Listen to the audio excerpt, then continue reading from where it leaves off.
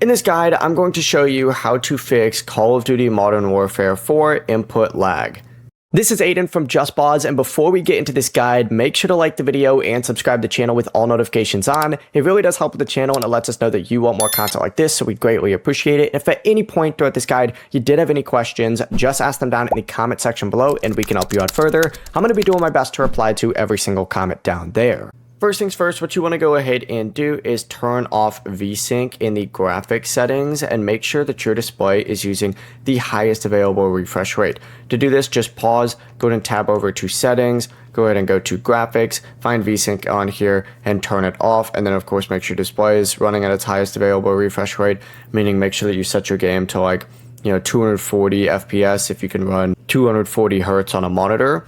Also, make sure you do enable NVIDIA Reflex Low Latency if you do have a supported NVIDIA G. Make sure you're using full screen exclusive if available and close any unnecessary background apps or overlays. And for controllers, always use a wired connection if possible and turn off the extra vibration or trigger effects in your controller settings because those are just horrible. You don't want to use those. Before you do leave, make sure to like the video and subscribe to the channel with all notifications on. It really does help with the channel and it lets us know that you want more content like this. We'd greatly appreciate it. And if at any point throughout this guide you did have any questions, just ask them down in the comment section below and we can help you out further. I'm going to be doing my best to reply to every single comment down there. Peace.